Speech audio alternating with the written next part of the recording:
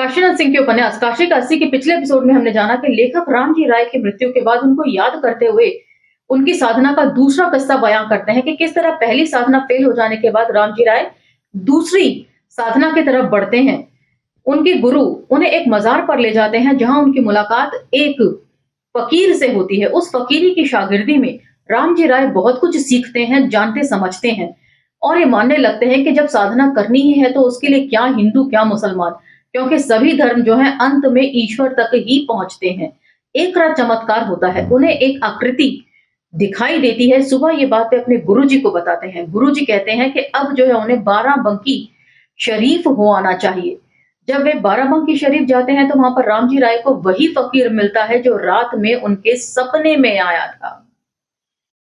उसके बाद किस तरह धीरे धीरे रामजी राय का ट्रांसफॉर्मेशन होना शुरू होता है और वे अपनी साधुगिरी को और लंबे समय तक खींचने लगते हैं। पूजा पाठ 5 वक्त की नमाज के साथ किस तरह वे 80 घाट के अन्य साधु संतों के ऊपर भारी पड़ने लगते हैं और संत जी के नाम से मशहूर हो जाते हैं। उसके बाद उनमें तृष्णा जागती है और प्रधानी का चुनाव वे जीत जाते हैं। उसके बाद उनमें महंत बनने की इच्छा जागती है और अंत में वे पूरा बताते हैं लेखक को कि किस तरीके से क्या क्या उन्हें करना है, क्योंकि महंतगिरी भी तो जो है वो समाज की सेवा ही है, जन कल्याण का ही काम है और जन कल्याण का मतलब है खुद ईश्वर के काम में हाथ लगाना। आखिर में लेखक को वे कहते हैं कि गड़बड़ सिंह वाला जो मुर्गा है वो अशोक पाणे के घर पर है और आज उसकी सदगति है, मतलब बलि चढ़नी है। समय मिले तो आप भी जरूर आए। एपिसोड हमने यहाँ पर खत्म किया था और इसके साथ ही तीसरी कथा का तीसरा पार्ट भी हम खत्म कर देते हैं और आज हम इसके चौथे भाग की तरफ बढ़ेंगे। तो चलिए मेरे साथ। जय भीम, मैं शालिनी और आप देख रहे हैं अंबेडकर नामा। तीसरी कथा का चौथा भाग। तो 1 जनवरी 99 की शाम, 99 की सुबह क्या हुई वो हमने पिछले 2 एपिसोड में देख लिया था। यदि आपका मिस हो गया हो तो स्क्रॉल डाउन करके सुने या प्लेलिस्ट में जाकर चेक कर लें। नए साल की पहली शाम मित्रों, 2 स्वयंसेवी संतों की रंजक कथा कहने में यह बताना भूल गया कि हर गधरहा किसी न किसी पार्टी का सदस्य है, लेकिन बंधुआ किसी का नहीं। इतनी गुंजाइश बराबर रखता है कि संकट की घड़ी में इसमें से उसमें और उसमें से इसमें आ जा सके। यही गुंजाइश तो लोकतंत्र की ताकत है और ये हमेशा उसे ताकतवर बनाने की फिराक में रहते हैं। करारा व्यंग्य कर रहे हैं। जो इस गुंजाइश को नहीं समझता वह सिद्धांत के मर्तबान में पड़ा पड़ा अचार हो जाता है, राम वचन पानी की तरह। वे पिछले 30 साल से इसमें ही रह गए, उसमें या किसी में नहीं जा सके। आज हालत देख लीजिए उनकी। सेमिनार हॉल यानी पप्पू के दड़बे के बाहर सड़क पर बेइंतहा भीड़, चाय के नशे में हंसती गाती झूमती भीड़, अंदर और बाहर गूंजती हुई आवाजें बोल रही थी कि देश खुश है, मस्त है। साल का नया दिन होने के नाते नहीं, जितना अभी अभी के चुनावी नतीजों से। 4 राज्यों में विधानसभा के चुनाव और भाजपा साफ, यानी कि 1999 के दौर में भी भाजपा अपना धर्म का ट्रम्प कार्ड खेलकर जीत तो गई, लेकिन बहुत जल्द ही देश उससे परेशान हो गया। आने वाले अगले विधानसभा चुनावों में 4 बड़े राज्यों में भाजपा की हार हुई थी, जिसमें वो राज्य भी थे जिनके ऊपर भाजपा की गहरी पैठ या पकड़ बताई जाती है। सुनिए। सत्ता में होते हुए साफ, और तो और दिल्ली और राजस्थान जैसे अपने गढ़ में साफ। वहां रज्जा जियो, हर हर महादेव, भोसड़ी के क्षमा प्रार्थी हूं और बेचो 80-90 रुपए किलो प्याज, मत दो नमक, मत खिलाओ दाल और आलू और तरकारी, फैलाओ ड्रॉपसी। तो जो लोग 90 के दशक के लोग हैं वो लोग जानते हैं कि ड्रॉपसी क्या है।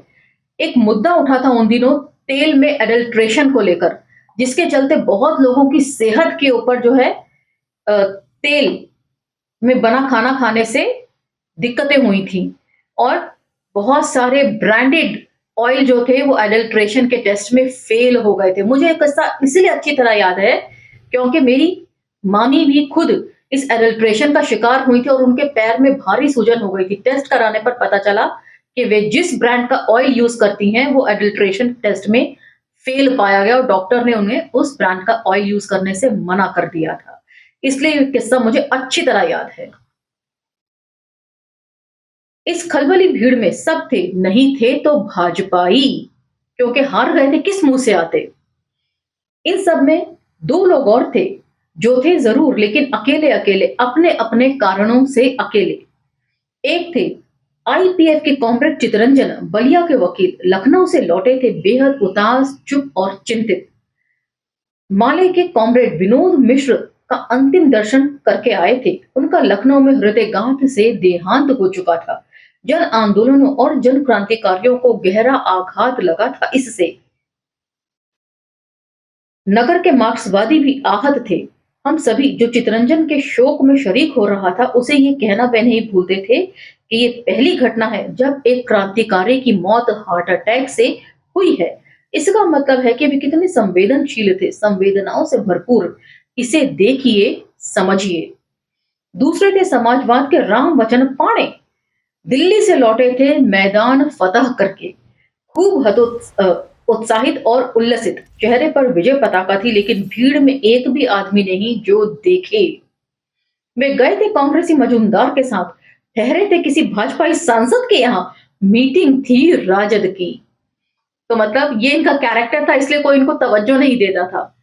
कांग्रेस के व्यक्ति के साथ गए, ठहरे भाजपाइयों के घर और आरजेडी की मीटिंग इन्होंने अटेंड करी। इतनी पार्टियों में इन्होंने अपने हाथ पांव फैला रखे थे, इसलिए इनको कोई घास नहीं डालता था, सीरियसली नहीं लेता था। उन्होंने काशीनाथ को आवाज दी, गुरुजी। काशीनाथ के पहुंचने से पहले ही शुरू हो गए पाणे जी। क्या कह रहे थे चितरंजन? यही कि कॉमरेड मिश्र के पास दिल था। अपने दिल की बात नहीं की उन्होंने, उसकी बात नहीं की जब वे पागलों की तरह सड़क पर घूम रहे थे। ये लोग दिल की बातें किसी से नहीं कहते, कभी नहीं करते, आपस में भी नहीं। देखिए, आज भी उनके चेहरे पर रौनक नहीं लौटी है। काशीनाथ ने उन्हें रोकना चाहा तो वे और भी भड़क उठे। आपको बुरी लग रही है ये सारी बातें? लेकिन बताइए, एक भी आयशा या माले या आईपीएफ का लड़का जो बेकार है, और ये सभी जो है ना वो कम्युनिस्ट पार्टियों के बच्चा संगठन है, बिल्कुल वैसे ही जैसे भाजपा का बच्चा संगठन एबीवीपी है और कांग्रेस का बच्चा संगठन एनएसयूआई है। सब या तो मीडिया में है या अखबार में या प्रशासन में, नहीं तो एनजीओ में आरएसएस वालों की तरह। अब इससे आगे का कंपैरिजन और डिफरेंशिएट जो है वो ध्यान से सुनिएगा। और तो सिर्फ इतना है कि आईपीएफ वाले इन धंधों में अपनी योग्यता से गए हैं और आरएसएस वाले को जबरन ठूसा गया, बिना ये सोचे कि वे कितने नालायक हैं, लायक हैं भी या नहीं। तो ये भाजपाइयों का और दूसरी पार्टियों का जो है ना डिफरेंस है। क्रांति वे कर रहे हैं जो अनपढ़ और गंवार हैं, मार भी वही रहे हैं, मर भी वही रहे हैं। हाँ, आयशा में इतना जरूर किया है कि सारा छात्र आंदोलन जो समाजवादी युवा जन सभा के हाथ में होता था उसे खत्म कर दिया गया और अपने हाथों में ले लिया गया है। अंदर जाने के बाद पाणे जी का मूड बदला। बैठने के बाद बोले, गुरुजी गौर किया आपने? राजस्थान, दिल्ली, मध्य प्रदेश, मणिपुर, इन 4 प्रांतों में चुनाव हो गए। हर पार्टी ने रुपए लेकर सीटें बेची। यह भी पता नहीं किया कि उनके घर के वोट भी उन्हें मिलेंगे या नहीं। इन्हीं में से कुछ राष्ट्रीय क्या अंतरराष्ट्रीय नेता भी थे जो अपनी ही विधायक के 180 बूथों में से 60 से अधिक के बारे में नहीं जानते। लेकिन इन्हीं में से कई जीते भी, क्योंकि नेतागिरी प्रेस पॉलिटिक्स वाली नेतागिरी है। मतलब जितना ज्यादा प्रचार होगा उतना ही कैंडिडेट को जो है आम जनता जानेगी और प्रचार माध्यम से प्रभावित होकर उसको वोट मिले हैं। ये अखबारों में अच्छे से अच्छा बयान देते हैं। इनके चौथे ग्रेड के वे मित्र हैं जो भ्रष्ट, खूनी और दलाल हैं। ये उनके लिए जगह जगह सभाएं आयोजित करते हैं और उस सभा में ऐसे ही लोगों के खिलाफ भाषण करते हैं। ये सुनते हैं, तालियां बजाते बजवाते हैं और जिंदाबाद बोलते हुए अगले सभा मंच के लिए चल देते हैं अपनी कारों और जीपों के काफिले के साथ। बहुत कुछ बदल गया है गुरुजी। नेहरू, लोहिया, जयप्रकाश नारायण के लिए भीड़ नहीं जुटानी पड़ती थी, भीड़ अपने आप आती थी। तो कई बार नेहरू जी का, लोहिया का और जयप्रकाश नारायण जी का जो है वो जिक्र इस पुस्तक में आया है और पॉजिटिव संदर्भों में आया है। अब नेता भीड़ अपने साथ लेकर आते हैं, कारों में, जीपों में, बसों में, ट्रैक्टरों में। किसी की सभा में देख लीजिए तो दरी चौकी बिछाने वालों और तंबू कनात वालों को निकाल दीजिए तो भीड़ वही रहती है जो कारों जीपों में नेताजी के साथ चलती है। हर जगह वही चेहरे। तो मतलब अब काम धंधा तो किसी के पास है नहीं, 2 करोड़ नौकरियों की बात थी और कोई नौकरी यहाँ पर है नहीं, तो लोगों ने जो है ना रैलियों में जाना ही अपना रोजगार बना लिया है। बहुत सारे ऐसे सोशल मीडिया के पोस्ट आपको मिल जाएंगे यदि आप सर्च करेंगे। तो जो लोग भाजपा की रैली में जाते हैं वही बसपा की रैली में भी आपको दिखाई देंगे। कभी वो ब्लू गमछा लपेट लेते हैं, कभी भगवा गमछा लपेट लेते हैं। लेकिन राहुल गांधी के भारत जोड़ो यात्रा ने इसमें फर्क ला दिया है। उनकी भारत जोड़ो यात्रा में लोग खुद ही शिद्दत से जुड़े हैं। तो ये तो एक फर्क है जो उन्होंने कर दिया है, जिसका फर्क जो है 2024 के इलेक्शंस में दिखाई भी दिया। और भाजपा जो है 400 पार तो क्या अपने आप से जो है सरकार बनाने की हालत में भी नहीं आ पाई। इसी से डरकर शायद एसआईआर का मुद्दा हुआ और वोट चोरी की गई। आप क्या सोचते हैं इस बारे में कमेंट सेक्शन में जरूर लिखकर बताइएगा। आगे सुनिए। इसके बाद थोड़ा रुक कर बोले पांडे जी, हमारे बिहार की हालत दूसरी है। वहां वही नेता हो सकता है जो जमीनी हो। जमीनी का मतलब जो खुद जुताई, बुताई, कटाई, दवाई करे, जो खुद डाका डाले, चोरी करे, 10-5 कत्ल करे। यह नहीं कि अपने तो पाक साफ बना रहे और दूसरों से ये सब करवाता रहे। इस मायने में बिहार पूरे देश की राजनीति का मॉडल है। बिहार चुनाव अभी संपन्न हुए हैं, आप देख ही रहे हैं किस तरह का माहौल इस चुनाव में था। यहां तक के एक बड़े नेता ने दूसरे नेता की रैली पर गोलियां दाग दी। नीति निर्देशक यह राजनीति अंततः इसी रास्ते जानी है और गई भी, जिसका असर दिखा बिहार इलेक्शन में।